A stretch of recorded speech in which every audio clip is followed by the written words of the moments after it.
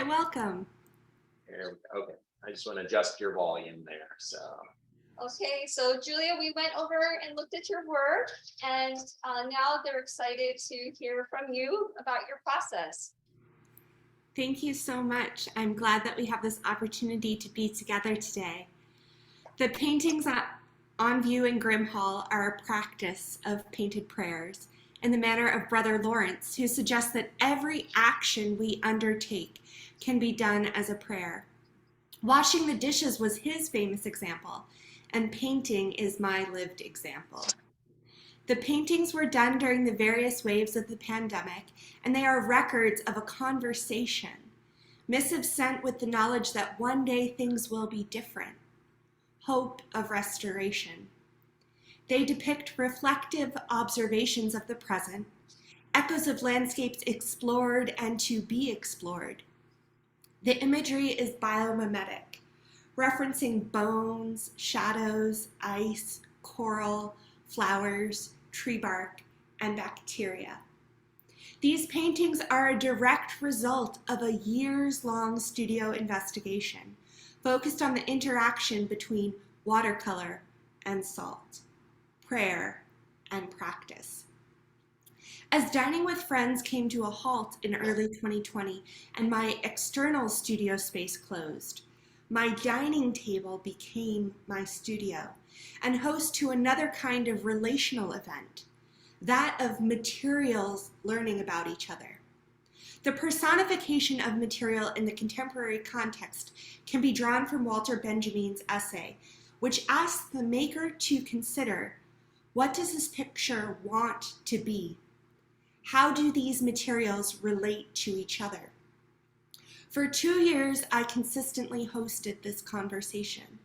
The time lapses of their creation document the getting to know you phases of the materials and how the relationships evolved over time.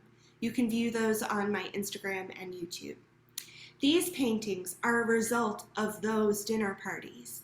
They stand as remnants and reminders of the way in which relationships change us by way of question and possibility.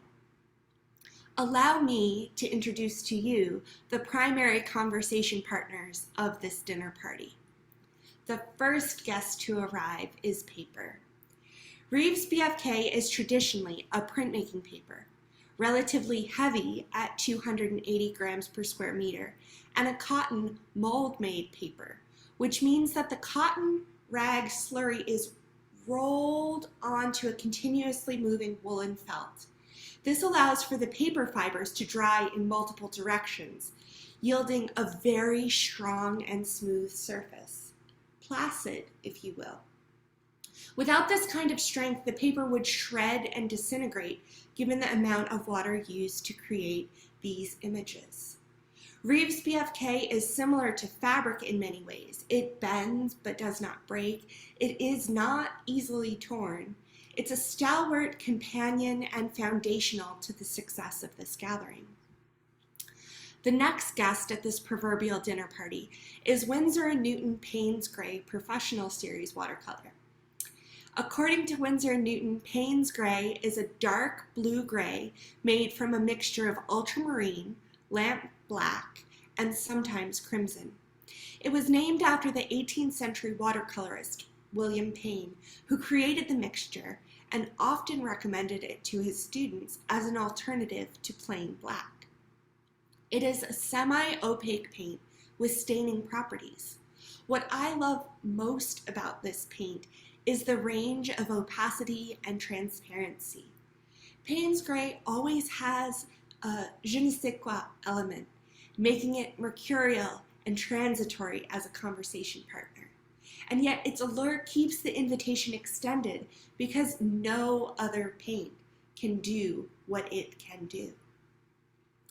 I still remember the first time I was introduced to salt as a watercolor companion, 8 years ago, and I was in Barnes & Noble leafing through a book on urban watercolor sketching, and I came across a page that suggested spit or salt for adding texture to a painting.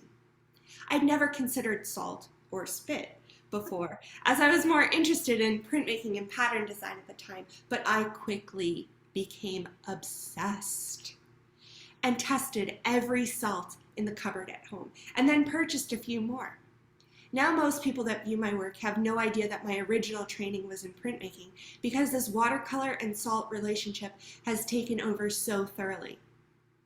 Salt is a relationship that pulled me away from everything and everyone else, but proved to be such a good companion that I can't imagine my life without it. What emerged as my salt bae, specifically, is Morton's coarse kosher salt, because of its size and reactivity with the chosen paint. The Princeton Neptune Line 3/4 oval wash paintbrush is a true companion. I am in love with this brush. There, I said it. We can debate the theological ramifications of loving objects in a different talk, but suffice to say the Princeton Neptune 3/4 oval wash is the brush of my devotion. It is what artists call thirsty, meaning it holds a lot of paint. This is particularly useful because it is a rather small brush when covering sheets of paper 22 by 30 or 30 by 44. A larger brush picks up too much paint and leaves glumps on the paper that then are unable to interact with the salt. And a smaller brush is too dry when covering this size surface. The 3/4 inch is my best friend, always there, ready and willing to pick up the conversation wherever we left off and wherever it leads, hence their presence at this dinner conversation. Water and time are also in attendance, both constant companions to human existence and integral to this party. I think they need no introduction, as they are universally known and acknowledged. All of these materials are in conversation with each other and with me, constructing a careful, measured practice, deepening the relationships through deliberate action. They are also a practice that points toward the Christian idea of the new heaven and the new earth, a restored existence. This dinner party of materials is only a glimpse of the eternal feast that is to come. You may be wondering why I articulate the material relationships in such detail. Because we have a God that spoke the world into being. We have an ancient word from the Aramaic, abracadabra, which translates to, as I speak, I create, and the paintings are a visible construction of those words, of those hopes and prayers, even as they stand as creations without words. It is my hope in hearing with specificity about these materials that portals to knowledge and understanding will stand unlocked and ready for you to explore in your own constructive life and practice. What I know about Concordia is that many in our community participate in sports, and those activities require a lot of practice and discipline. I offer this conversational painting practice to you as a corollary. The skills and determination that you hone on the field and court apply to your life's work. The hours spent learning about your equipment translate into appreciable results. You are cultivating relationships with ideas, relationships with others, all in a developing dialogue. And while I have personified the materials in the interest of highlighting the precise interdependence of materiality and time, I encourage you to apply the considerable skills you acquired in getting to the place of being collegiate athletes and scholars, and see what other fields and courts you might enter with that same approach. For me, to paint is to pray, to paint is to practice, and I am thankful to share this offering with you today. I look forward to your questions and comments. God bless you.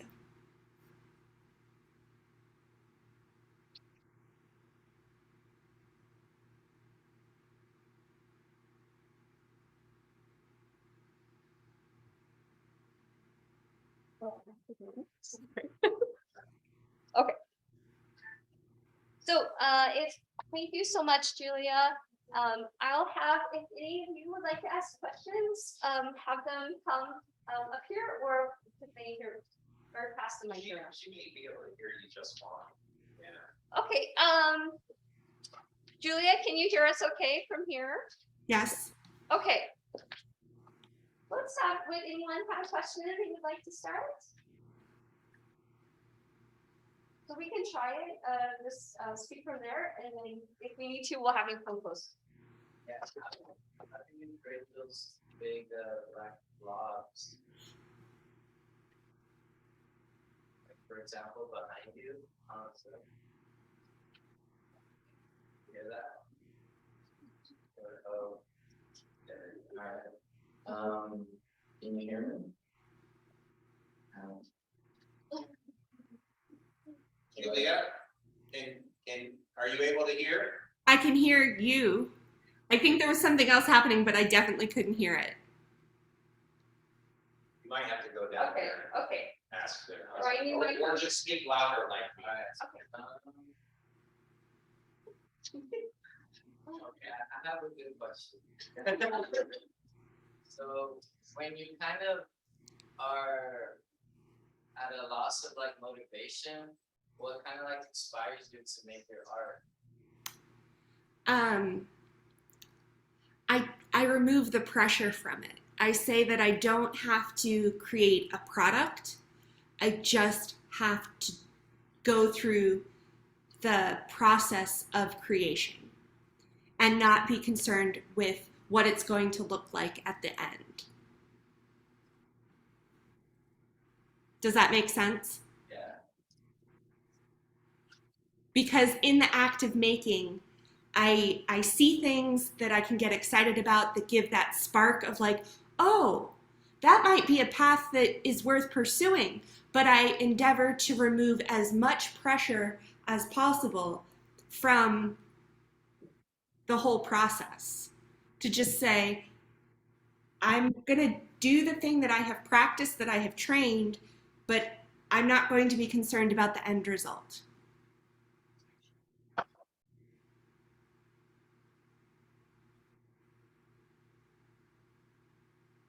Yeah, sure. I'm today, Julia. Hi. So I wanted to ask you a follow-up to his. What happens if you get surprised in your conversation? So you thought it was going one way, and then does the painting, I know the painting doesn't actually speak, but what if it tells you to go another way? How do you deal with that? Yeah, great question. Thank you. In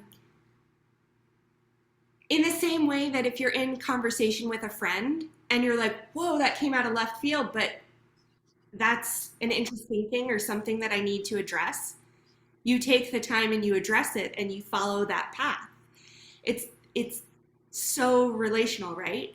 And that's also part of how you remove yourself from the pressure of a final product.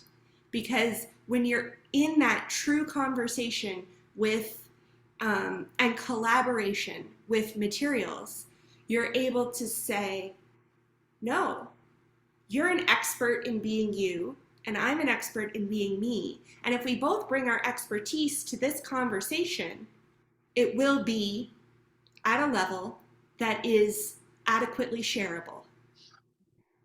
So there's a certain level of trust that has to be there. But I think for me, salt was the biggest surprise, right? Like, I didn't ever expect my work to be known as a watercolorist that works with salt. That was not what I thought my artistic trajectory would lead. And yet here I am, and it was because of a moment, right, where it was unexpected and I just had to follow it. So. Thank you, that's lovely.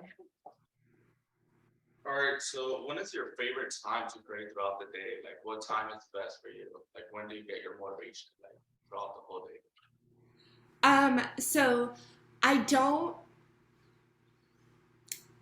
that's a great question. And I recommend to you the book Daily Rituals by Curry is the last name. What's the first name? It's a book that talks about different artists' schedules for the day. And the reason I'm talking about that rather than what I do specifically is because it shows and highlights how everybody finds a different working schedule. But for me, because of the light in where I live and where I work, I find that I frequently paint just right after breakfast because the light, I film my painting as well. Like I post time lapses frequently on my Instagram that show my painting process. And so the light when I'm creating is best in the morning. And so that's when I typically paint. But that's changed throughout my life. For me, the thing that I would encourage you to do is just to make something 6 days a week. And I say 6, not 7. Take a Sabbath. It's one of the 10 commandments. Like, it's as important as do not murder is take a day off.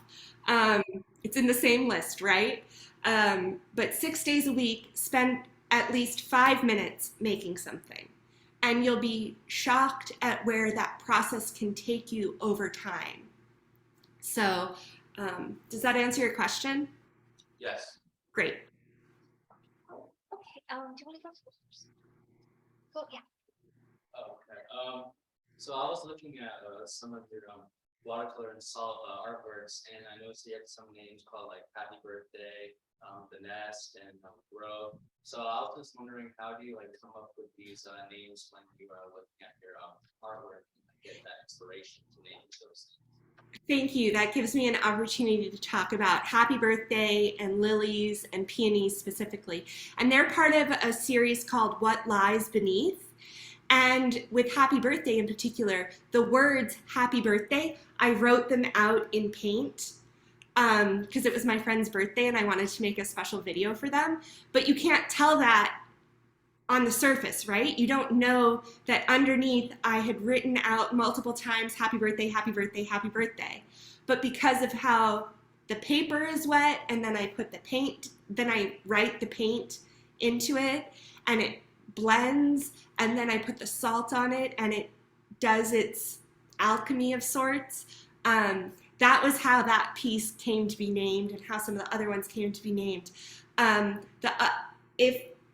If there isn't a what lies beneath message, like peonies and lilies, I drew peonies and lilies, and then the salt takes over and it becomes this other thing. Some of the other paintings, it's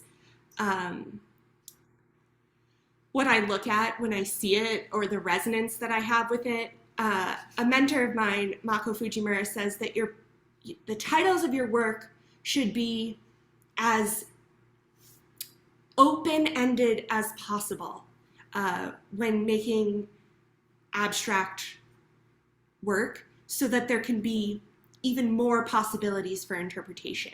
And some people would say that you need to make a very specific title so that people will know exactly what you're thinking. And I just want to make honest titles, if that makes sense. And so it's again, the idea of communication. Well, what is the first thing that comes to mind that's referenced, or what was underneath? What are the underpinnings of this image? And that's how I title my works. Thank you. Yeah, you're welcome. Okay, I think, go ahead. It might be a stupid question, but when you're trying out the salts, have you actually thought giving your visual a more dimension? Like, did you try, some salt that have smells in it? So like lavender or whatever, did you ever thought of that when you're making it, or would it actually react and make the crystallize like a little bit worse than what you compared? I love that of using fragrant salts.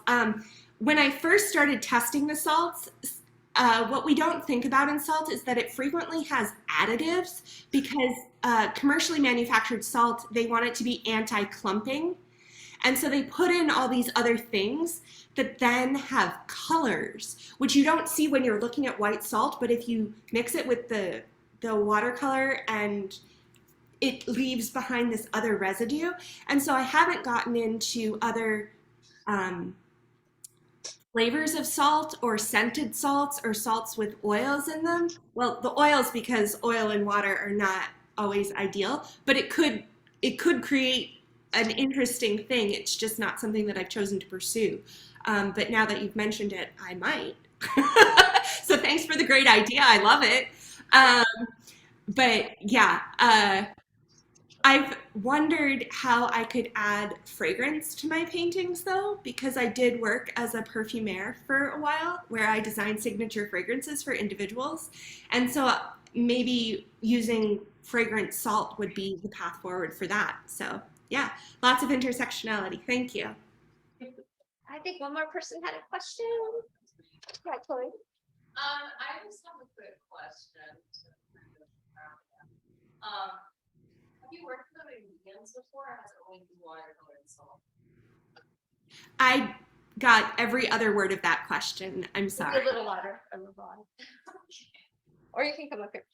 Have you worked with other mediums before, or has it always been watercolor and salt? My training was as a printmaker. So like you, I was an undergrad art student, but my focus was in printmaking, and my master's was in printmaking as well. So I did a lot of printmaking and a lot of drawing. I did very little painting, but I've become more and more of a painter over the past 8 years as I've investigated the salt and the watercolor. I mean, yes, of course I had painting experience, but that was not my primary medium by any stretch. But yeah, I've used acrylic, oil, watercolor, all different types of printmaking, drawing, sculpture. I've done it, but this is what I currently am doing. So yeah. Okay, Julia, just so you know, the reason people are all leaving is because they have a class at 11:10. I don't want you to think everyone's just walking out on you. I totally get it. No problem. I'm not offended. You all don't wait for your next class. Thanks for coming. God Yeah, bless you. I think if anyone wants to stay and has a question, you're welcome to stay, but I know you guys probably have to get the class. But thank you so much, Julia. We really appreciated having you. Thank you.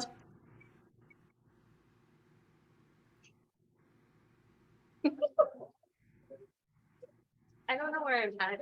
You're when you're looking at the screen, but when you're, yes, this is where I can see You you. can switch you Okay. to this one. Okay. That way you can, so right here, you can just go on the video and choose the other camera. Okay, great.